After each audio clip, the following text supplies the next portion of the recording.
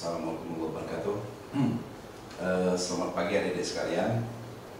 Hari ini kita bertemu dalam mengikuti perkuliahan ke-6 ya, tentang penilaian obligasi atau bond valuation. Nah, sebelum saya memulai tentang bagaimana bond valuation, mungkin sebaiknya kita jelaskan dulu apa itu yang dimaksud dengan obligasi atau bond ya. Nah, topik bahasan kita hari ini adalah kita melihat terminologi dan jenis-jenis dari obligasi itu sendiri. Terus kita akan melihat bagaimana bond pricing atau harga dari obligasi sendiri. Terus faktor-faktor apa saja yang mempengaruhi obligasi, dan juga faktor yang menentukan rating obligasi. Mungkin juga kita akan lihat risiko dari kegagalan dan perlindungan terhadap kegagalan. Nah, itu mungkin topik bahasan yang kita akan kupas secara detail pada kuliah ke-6 ini ya. Nah, kita lihat dulu pertama adalah terminologi daripada obligasi itu sendiri. Jadi obligasi itu sendiri adalah sebetulnya kalau kita dilihat dari sisi perusahaan adalah surat hutang ya, atau surat berharga yang menyatakan bukti hutang dari suatu perusahaan atau penerbit itu sendiri terhadap pemegang obligasi itu sendiri. Nah, karena itu surat hutang, biasanya penerbit obligasi akan memberikan insentif berupa kupon ya. Kupon dalam ini adalah, kalau kita jelaskan, adalah interest payment made to the bondholder. Jadi istilah dalam obligasi itu bukan tingkat bunga, tapi istilahnya adalah kupon ya. Itu yang pertama. Yang kedua adalah istilah yang perlu kita ketahui adalah face value. Jadi ada istilah face value, kadang-kadang ada literatur yang menyatakan face value, ada yang mengatakan par value, dan ada istilah kadang-kadang principal value. Nah, semuanya istilah ketiga ini adalah sama ya. Jadi antara face, par, dan principal value. Ada lagi istilah di dalam obligasi, itu adalah coupon rate ya. Jadi interest yang dibayarkan secara annual atau satu tahun, atau kadang-kadang semi annually atas face value daripada obligasi sendiri.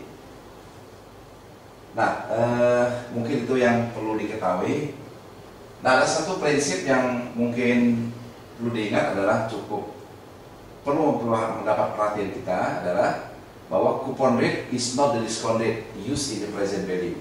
Jadi coupon rate itu beda dengan discount rate, seperti yang kita pelajari pada kuliah kedua ketika kita berbicara tentang konsep time value of money ya. Di situ ada istilah kita dengar adalah discount rate ya, atau sering disebut dengan juga discount factor.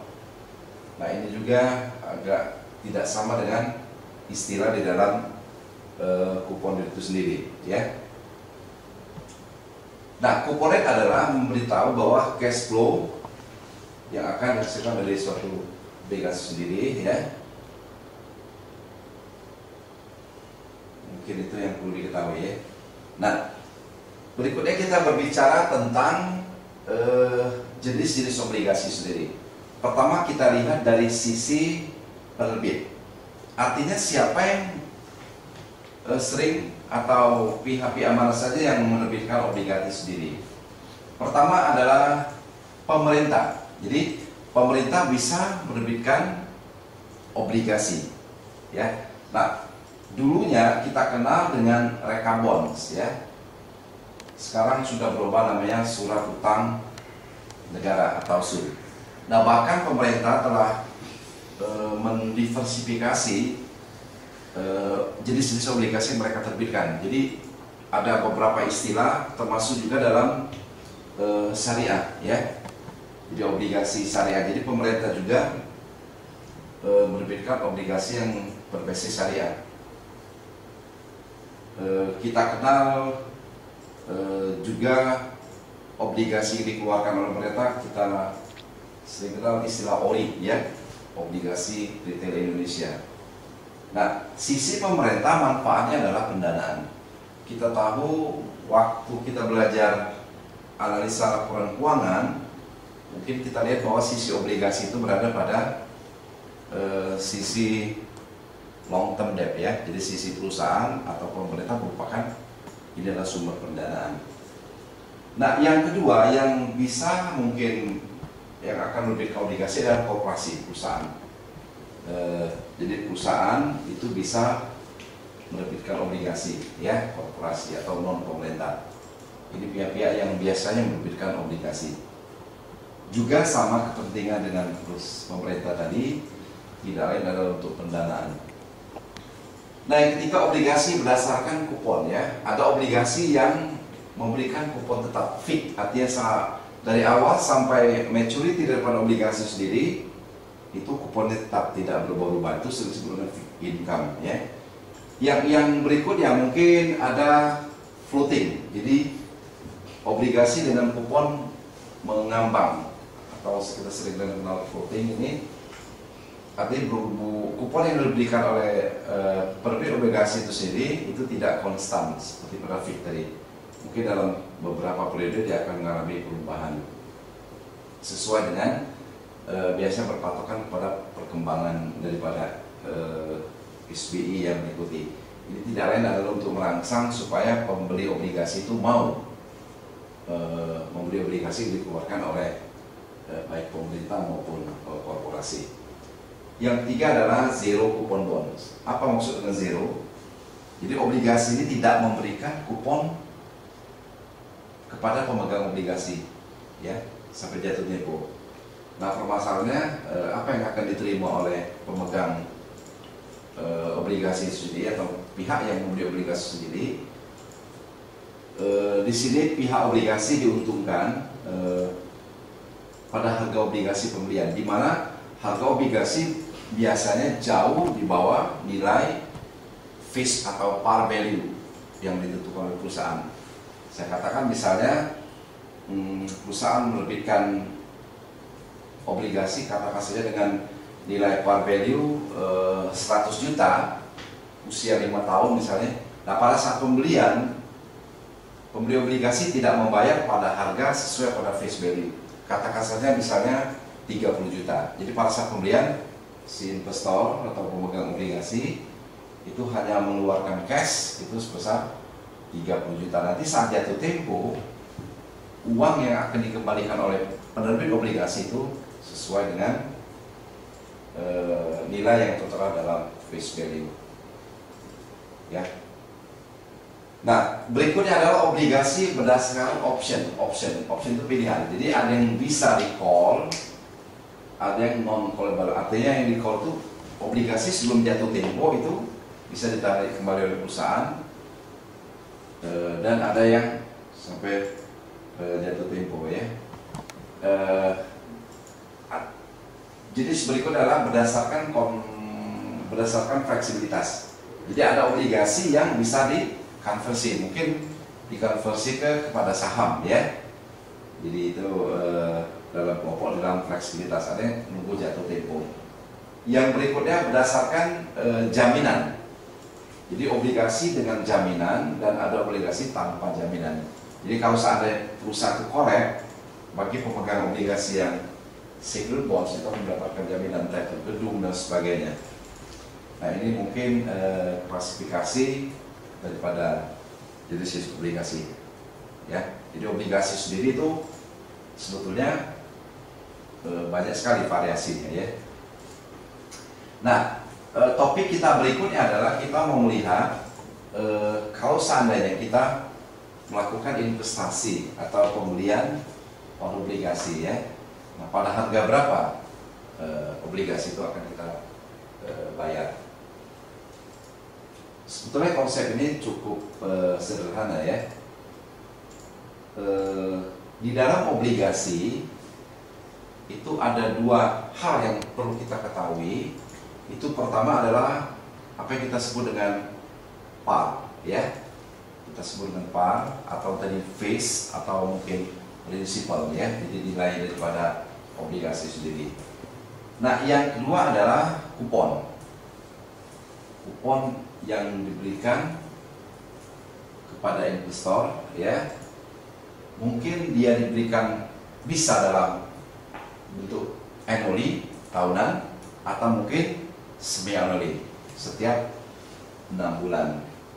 Nah, jadi ada dua cash flow yang akan didapat oleh investor, ya, di dalam membeli obligasi. Yang pertama, ekspektasi dia terhadap kupon, ya.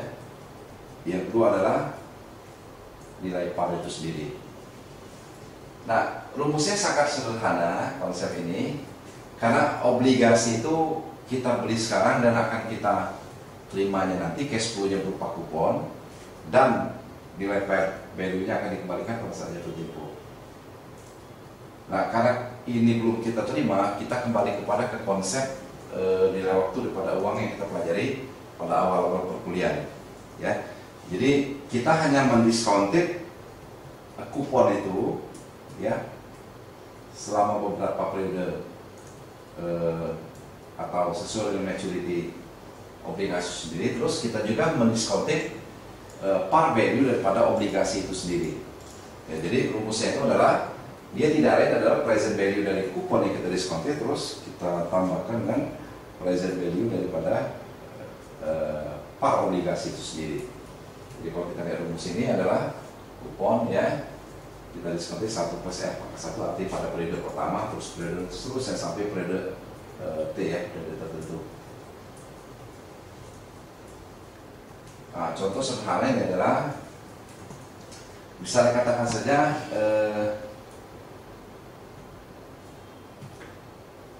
obligasi ini mempunyai nilai face value $1.000, ya, $1.000. Nah, obligasi ini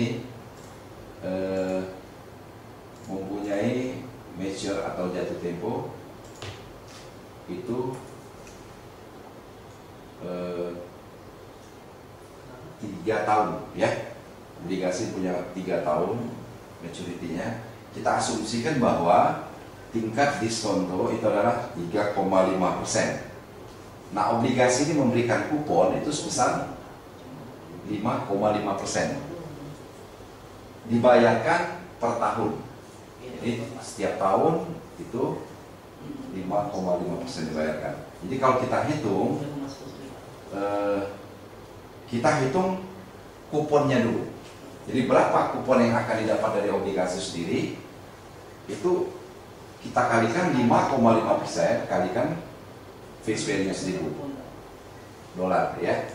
Jadi itu tiap tahun kita dapat $55 kupon selama 3 tahun. Artinya tahun pertama 55, tahun kedua 55, tahun ketiga 55. Nah, pada tahun ketiga nilai face value kita juga akan dikembalikan. Jadi kita discounted juga. Di tahun pertama 55 kita discounted dari dengan menggunakan recorded of return itu 3,5%, ya. Jadi 5,5 per 1 plus 0,35 pangkat 1. Tahun kedua pangkat 2, tahun ketiga pangkat 3. Nah, karena tahun ketiga itu kita juga akan terima face value, kita tambahkan saja langsung jadi 1055. Jadi kalau kita pakai financial calculator akan dapat harga obligasi itu sekitar 1056,03, ya. Jadi $1056,03 sen.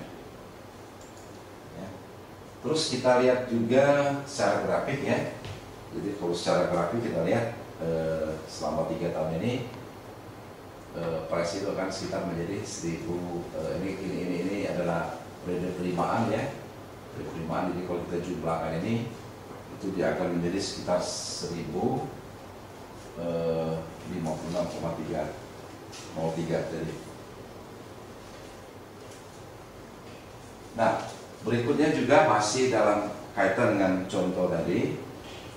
Kalau seandainya di tingkat diskontonya berubah menjadi 5,5 sen ya. Kalau tadi kan 0,35. Berapa harga obligasi?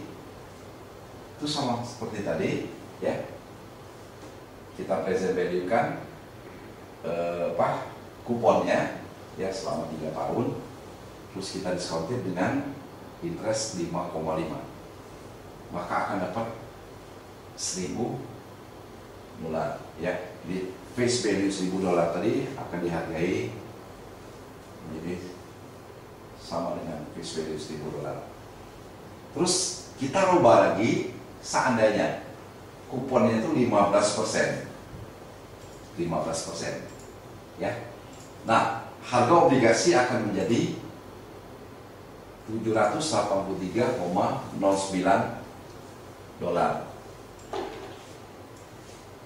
Nah, dari ketiga contoh di atas, apa yang bisa kita ambil pelajaran di sini?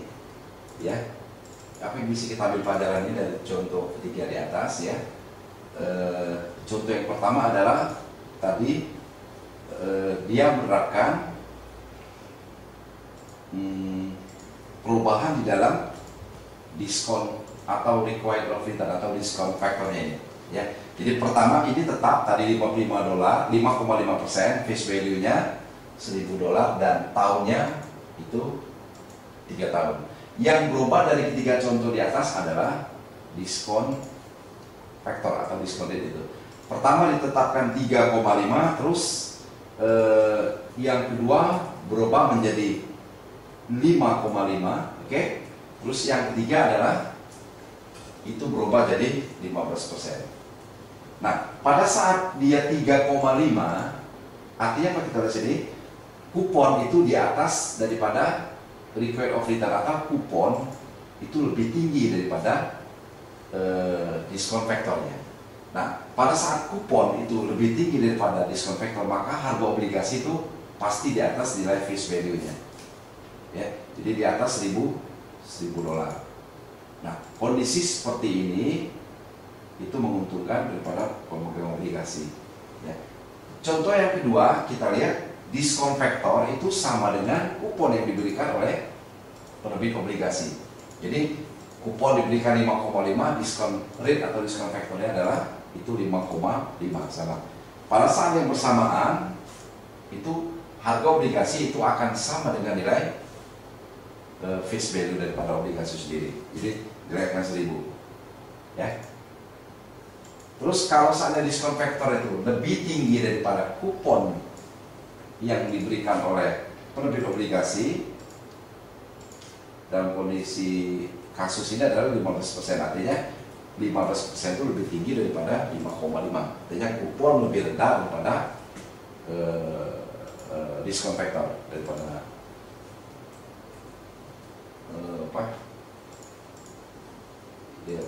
kupon yang diberikan oleh penerbit obligasi itu lebih rendah ya, daripada diskon rate yang ada. Maka harga obligasi itu akan di bawah nilai par atau di bawah nilai face value, itu sebesar $783,09 ya.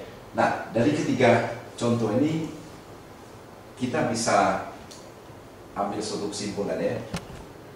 Kenapa obligasi itu kadang-kadang kurang menarik bagi investor itu, karena dia sangat sensitif terhadap perkembangan tingkat bunga ya.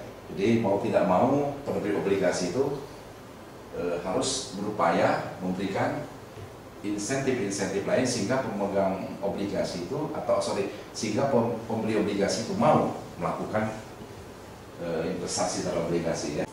Pada saat harga obligasi di atas nilai par atau face value-nya, maka obligasi disebut dengan at premium.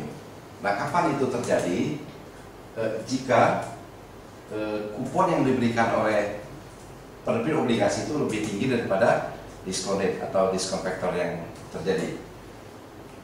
Nah, jika diskon faktor atau diskon rate sama dengan kupon yang diberikan oleh pemegang obligasi, maka harga obligasi itu akan sama dengan face value daripada obligasi sendiri. Ini disebut dengan obligasi at par. Sedangkan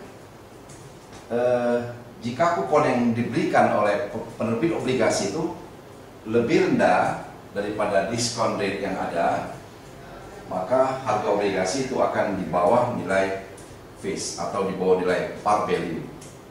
Nah, kondisi ini disebut dengan obligasi at discount. Nah, kupon sebetulnya bisa dibayarkan annually atau tahunan, dan ada juga yang membayar semi-annually. Semi-annually artinya setiap 6 bulan diberikan kepada pemegang obligasi.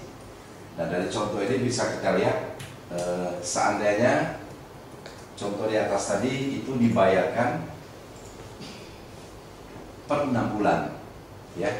Nah, karena dibayarkan per 6 bulan, maka ada 6 kali pembayaran. Kenapa 6 kali pembayaran? Karena usia obligasi tadi adalah 3 tahun, ya, dibayar setahun 2 kali, jadi ada 6 kali pembayaran. Langkahnya sama seperti di atas tadi, kita cari kuponnya dulu, ya. Kuponnya tadi adalah 5,5% dikali dengan 1.000 dolar, ya, akan dapat 55 dolar. Nah, 55 dolar itu untuk 1 tahun. Kalau dibayar per 6 bulan, maka kupon yang kita terima adalah 27,5 dolar. Sampai 6 periode atau sampai 6 kali kita akan terima, ya. Pada saat jatuh tempo juga kita akan terima face value-nya. Nah, tingkat diskon rate yang dipakai adalah 3,5% per tahun. Artinya kalau dia per 6 bulan, maka kita bagi 2 saja. 3,5 dibagi 2 akan menjadi 1,75, ya. Maka diskon rate adalah 1,75. Jadi 27,5 dibagi dengan 1,0175 pangkat 1, terus pangkat 2 pangkat 3 sampai 6 periode. Kalau kita pakai kalkulator maka akan dapat nilai sebesar 1056,49 dolar. Nah, jadi pembayaran kupon itu bisa dilakukan tahun, ya. Jadi bisa juga dilakukan selama 6 bulan atau tiap 6 bulan sekali. Bahkan ada kebijakan pemerintah di dalam penerbitan ORI itu, kalau tidak salah itu dibayarkan per bulan kuponnya, ya. Jadi itu sangat-sangat fleksibel di dalam pemberian kupon. Nah, hal ini semuanya dilakukan untuk sebetulnya menstimulasi, ya, atau memberikan dorongan kepada pembeli atau investor yang ingin melakukan investasi pada obligasi agar dia termotivasi untuk membeli. Tadi saya katakan bahwa memang obligasi itu agak kurang kurang gaung seperti saham, ya. Mungkin banyak faktor yang menyebabkan. Tadi pertama mungkin nominalnya terlalu besar, ya. Terus dia sangat sensitif terhadap perubahan tingkat bunga di pasar. Itu mungkin faktor-faktor yang menyebabkan kenapa obligasi itu agak kurang dibanding dengan saham. Itu mungkin ada beberapa penyebabnya, ya. Nah, selain daripada tingkat kupon yang bisa memberikan pengaruh dan juga diskon faktor tadi, ada faktor lain yang mungkin di luar dari itu yang bisa mempengaruhi harga obligasi sendiri, ya. Pertama adalah interest rate tadi sudah kita bahas. Yang kedua adalah time to maturity. Nah, ini juga bisa memberikan perubahan pada harga obligasi sendiri. Jadi semakin lama harga obligasi itu akan memberikan dampak terhadap harga obligasi sendiri. Yang kedua adalah kupon yang dibebankan atau dikenakan kepada obligasi. Yang kedua adalah market. Jadi permintaan pasar, ya. Jadi ada juga supply, ya. Jadi supply dan juga yang berikut adalah risiko kredit, ya. Nah, biasanya semakin risiko kredit tinggi, maka biasanya orang agak kurang berminat terhadap obligasi ya. Jadi ada kaitan di luar daripada faktor yang tadi. Nah, ini sedikit perkembangan ya yield yang diberikan oleh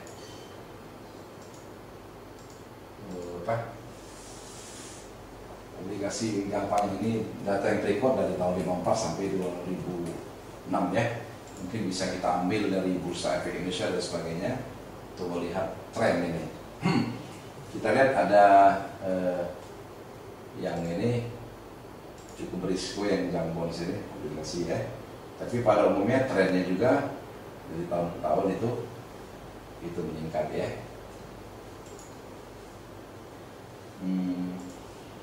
Yang berikutnya itu adalah kita bicara rating ya. Rating itu adalah peringkat. Nah, kenapa rating ini penting untuk kita ketahui? Karena kita katakan tadi bahwa surat utang, obligasi itu kan surat utang.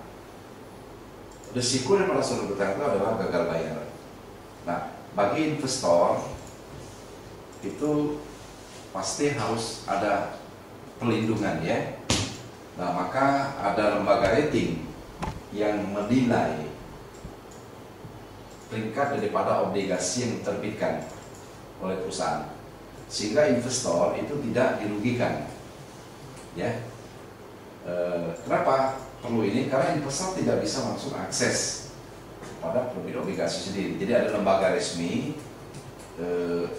yang berada di bawah pasar modal ya. Jadi setiap pasar modal itu ada lembaga yang menilai terhadap perusahaan yang diberi obligasi. Nah, ada juga lembaga yang independen yang cukup kredibel ya dalam melakukan penilaian tentang obligasi sendiri. Jadi untuk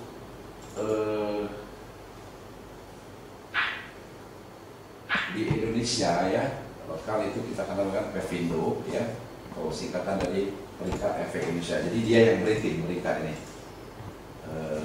Yang kedua adalah ada yang mungkin dari international agency, kita kenal Standard & Poor's, ini juga lembaga yang kredibel, memberikan penilaian kira-kira obligasi yang dibuat oleh suatu perusahaan itu cukup baik atau tidak ya, atau akan memberikan dampak terhadap gagal bayar atau tidak. Ini yang dilakukan. Ada standar, ada Moody's dari Jepang ya, Dow dan sebagainya. Ada agensi-agensi yang lain. Nah, apa peringkat-peringkat yang diberikan oleh pihak-pihak yang memberikan penilaian ya terhadap obligasi? Ada suatu code atau kode ya, seperti Moody's. Moody's ini menggunakan 3 kode ini.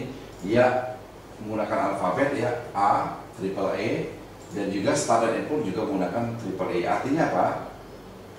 Kalau AAA ini pihak penerbit obligasi itu mempunyai rating yang tertinggi. Maksudnya apa?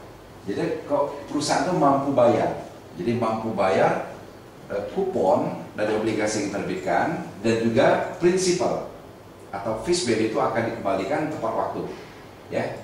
Jadi sangat bagus ini. Nah, maka investor hanya melihat ini saja. Jadi kalau misalnya perusahaan yang menerbitkan obligasi itu mempunyai rating A, artinya tidak diragukan lagi. Jadi kecil kemungkinan perusahaan tidak akan mengembalikan uang kita dan juga tidak akan membayar kupon ya. Nah, itu. Terus juga ada peringkat-peringkat yang berikutnya. Yang terendah adalah itu peringkat D ya. Jadi C atau D ya, ini adalah peringkat yang mungkin diasumsikan gagal bayar lah. Jadi risikonya cukup tinggi untuk tidak membayar kupon dan prinsipal atau face value daripada obligasi sendiri. Nah, sehingga ini akan memberikan pilihan kepada investor di dalam melakukan investasi terhadap obligasi. Jadi kalau misal sudah dia berisiko, misal dia posisi di C atau di D, itu tetap kita beli ya, maka jangan disalahkan lagi pasar modal di dalam melakukan bantuan kepada investor untuk melakukan penilaian kepada perusahaan yang menerbitkan obligasi. Nah itu mungkin peringkat yang perlu kita ketahui ya. Nah, mungkin ada yang mau ditanyakan oleh adik-adik sekalian berkaitan tentang obligasi ini. Silakan. Ada yang mau tanya? Kalau tidak ada, baiklah akan saya lanjutkan tentang. Nah, tadi ditentukan bahwa rating ya. Nah, kira-kira apa yang menentukan rating sendiri? Nah, untuk saat ini saya akan hanya menyampaikan beberapa kriteria ya yang digunakan oleh lembaga penilai dalam menentukan apakah perusahaan itu masuk kelompok B atau A ya, dan sebagainya atas obligasi yang diterbitkan. Paling tidak ada yang dinilai coverage ratio, leverage ratio, liquidity ratio, profitability ratio, cash flow to debt ratio ya. Nah ini adalah rasio-rasio yang digunakan oleh lembaga penilai di dalam memasukkan apakah obligasi itu, perusahaan yang lebih obligasi itu berada pada kelompok A, B, C atau D ya. Jadi kemampuan leverage, likuiditasnya, produktivitas itu semua dilihat oleh perusahaan penilai ya. Seperti contoh ini ya. Jadi saya ambil beberapa contoh saja ya. Jadi kita lihat ini misalnya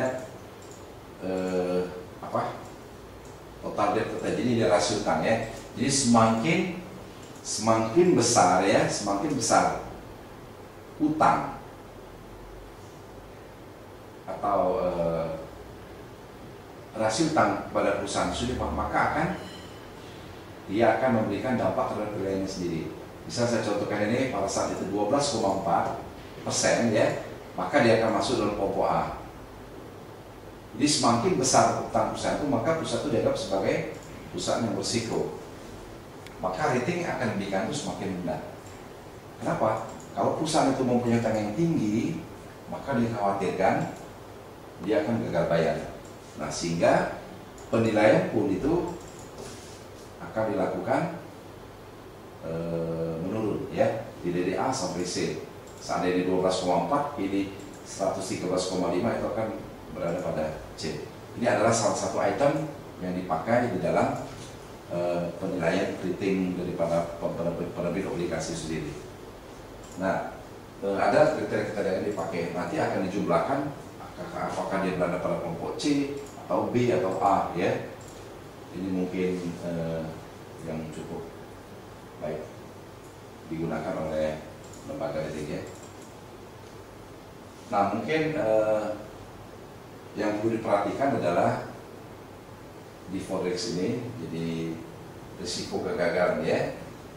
Jadi ada kegagalan kredit tadi ya. Jadi mungkin ada obligasi yang sifatnya junk ya, junk bonds itu cukup berisiko, investment grade dan default premium ini juga perlu diperhatikan di dalam risiko kegagalan. Nah, untuk memproteksi kegagalan ini, biasanya lembaga rating atau mungkin dalam hal ini ketentuan atau daripada pasar modal, maka perusahaan itu harus menentukan namanya sinking funds ya, menetapkan sinking funds, dan juga ada larangan terhadap mendapatkan utang yang lebih banyak ya. Yang mungkin juga restriction dividen, dia juga akan melarang atau mengurangi pembayaran terhadap pemegang saham ya. Yang ketiga adalah kolateral, terus ada jaminan. Nah ini ada tidak lain adalah untuk perlindungan. Jadi perlindungan terhadap pemegang obligasi. Kalau saya perusahaan itu diizinkan terus mengutang, ditakutkan nanti beban daripada perusahaan itu tinggi ya. Jadi ada arus cash flow itu sebaiknya ditahan, itu salah-salah, sehingga pemegang obligasi akan terlindungi. Mungkin itu yang bisa saya sampaikan ya pada kuliah hari ini. Kalau adik-adik sekalian kurang jelas mungkin bisa memberikan pertanyaan baik secara langsung ya maupun melalui email. Nah nanti silakan, ada beberapa question ini adik-adik kerjakan ya untuk melakukan penilaian terhadap harga obligasi sendiri. Saya kira untuk hari ini saya cukupkan sampai di sini. Terima kasih atas perhatiannya, semoga semuanya akan bermanfaat. Terima kasih. Wassalamualaikum warahmatullahi wabarakatuh.